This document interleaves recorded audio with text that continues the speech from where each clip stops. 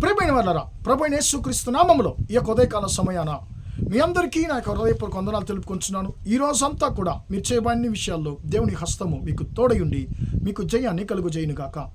యోబు గ్రంథము 23వ అధ్యాయము 14వ వచనం ఇలా సెలవిస్తుంది, నాకు విధింపబడిన దానిని ఆయన నెరవేర్చును, నాకు విధింపబడిన దానిని ఆయన నెరవేర్చును అనేటువంటి మాటను మనం చదువుతున్నాం.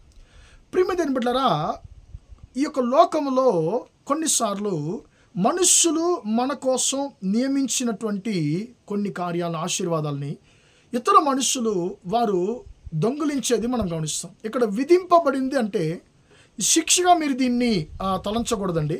ఇది ఇంకొక భాషలో ఎలాగ తర్జుమా చేయబడిందంటే నాకు నియమించబడిన దానిని అనేటువంటి మాటతో ఈ యొక్క వచనము ఇంకొక భాషలో తర్జుమా చేయబడిందండి. అంటే తమిళ భాషలో తర్జుమా చేయబడింది. నాకు నియమించబడిన దానిని ఆయన నెరవేర్చును అనేటువంటి మాటను చదువుతాం. ప్రియమైన బిడ్డలారా, ఎలాంటి పరిస్థితుల్లో ఈ యొక్క మాట ఎవరు మాట్లాడారు అని మనం గమనించినట్లయితే మనకు బాగా తెలుసు. యోబు భక్తుడు ఆయన శ్రమల మధ్యలో, ఆయన యొక్క బలహీనత వ్యాధి మధ్యలో ఆయన ఈ యొక్క మాటను ఆయన పలుకుతున్నాడు. అయ్యా, నా జీవితంలో ఎన్ని సమస్యలు వచ్చినా ఉపద్రవాలు వచ్చినా నాకు నీవు నియమించిన దానిని నీవు నాకు విధించబడినది ఎవ్వరు కూడా ఆపలేరు, నువ్వు దాన్ని నెరవేర్చేటువంటి దేవుడవు అని తండ్రి అని దేవుని యొక్క మాటను ఆయన దేవుని మహిమపరిచేది మనం చదువుతున్నాం. ప్రియమైన బిడ్డలారా, మన జీవితాల్లో దేవుడు మనకు దేవుని ద్వారా నియమించబడినది ఎవరు కూడా ఆపలేరు, దాన్ని అడ్డగించలేరు. ఎందుకంటే పరిశుద్ధ గ్రంథంలో ఎప్పుడంతా దేవుడు తన ప్రజలకు ఆశీర్వాదాన్ని ఇవ్వాలని చెప్పి ఆయన తలంచినటువంటి సమయం సమీపించిందో అప్పుడంతా కూడా శత్రువు దేవుని బిడ్డలకు వ్యతిరేకంగా భయంకరంగా క్రియ జరిగించేది మనం గమనిస్తున్నామండి. ఉదాహరణకు మనం గమనించినట్లయితే నిర్గమాకాండ పుస్తకంలో మనము ఇశ్రాయేలుకి శ్రమలు ఎప్పుడూ వారికి ఎక్కువగా పెరిగినాయని మనం గమనించినట్లయితే దాదాపు 400 సంవత్సరాలు వారు ఐగుప్తు దేశంలో బానిసలుగా ఉన్నారు.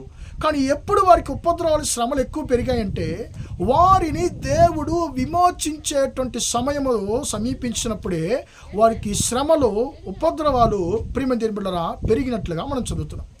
కానీ ప్రియమైన బిడ్డలారా, ఆ ఉపద్రవాలు ఎందుకు వచ్చాయంటే వారి యొక్క ఆశీర్వాదాన్ని వారు పొందుకోకూడదు అని అడ్డగించేటువంటి విధానంలో సాతానుడు వారిని అనేక శ్రమలకు గురి తీశాడు. కానీ దేవుని మహాకృపను బట్టి ప్రియమైన బిడ్డలారా దేవుడు వారిని విమోచించాడు, విడిపించాడు. అలాగా ప్రియమైన బిడ్డలారా, యోసేపు యొక్క అన్నలు మనం గమనించినట్లయితే ఆయన కళ అంటే ఆయన దేవుని చిత్తం అనే జీవితంలో నెరవేరకూడదని చెప్పి ఆయనకు ఆ విరోధముగా అనేక క్రియలు జరిగించేది మనం చదువుతున్నాం. అంటే వారు అంటున్నారు వీడి యొక్క కళలు ఎలా నెరవేరనో మనము చూద్దామని చెప్పి అతనికి ఎన్నో శ్రమలు అతనికి పెడుతున్నారు. చివరికి బానిసగా అతను అమ్మేశారు. వారు అనుకున్నారు ఇంకంతే ఇతని యొక్క జీవితంలో ఇతని కళలు అసలు నెరవేరవని చెప్పి అనుకున్నాడు. కానీ ఏది కీడు జరగడానికి వారు అంటే నడిపించారో ప్రియమైన బిడ్డలారా క్రియ జరిగించారో ఆ యొక్క కీడు దేవుడు తన యొక్క దాసునికి మేలుగా మార్చాడు. యోసేపు తన అన్నలతో అంటున్నారు, మీరు నాకు కీడు చేయడానికి ఉద్దేశించారు, కానీ దేవుడు దానిని నాకు మేలుగా మార్చాడని చెప్పి ఆయన అంటున్నాడు. కాబట్టి ప్రియమైన బిడ్డలారా, ఎలాంటి మనుషులు ఎంతమంది కూడా మీకు విరోధముగా కీడు చేయడానికి ఉద్దేశించినా కూడా దేవుడు దానిని మేలుగా మార్చేటువంటి దేవుడిగా ఉన్నాడు, మిమ్మల్ని దీవించేటువంటి దేవుడిగా ఉన్నాడు. మీకు విధించబడినది దేవుడు ఖచ్చితంగా నెరవేరుస్తాడు. మీ యొక్క ఆశీర్వాదాలు ఎవ్వరూ ఆపలేరు.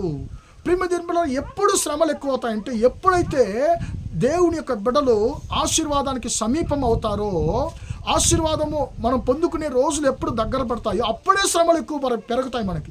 కాబట్టి మనం సమస్యలు అయిపోకుండా మన జీవితంలో శ్రమలు ఎప్పుడైతే ఎక్కువ అవుతున్నాయో అప్పుడు మనం ఒక విషయాన్ని గుర్తించాలి, నేను నా యొక్క ఆశీర్వాదానికి సమీపిస్తున్నాను, నేను ఆశీర్వదించబడే రోజులు దగ్గర పడ్డాయి అనేటువంటి దాన్ని మనం జ్ఞాపకం చేసుకోవాలి. కాబట్టి మీకు నియమించిన ఆశీర్వాదాలని ఖచ్చితంగా దేవుడు మీకు ఇచ్చేటువంటి దేవుడిగా ఉన్నాడు. ప్రార్థన చేద్దామా?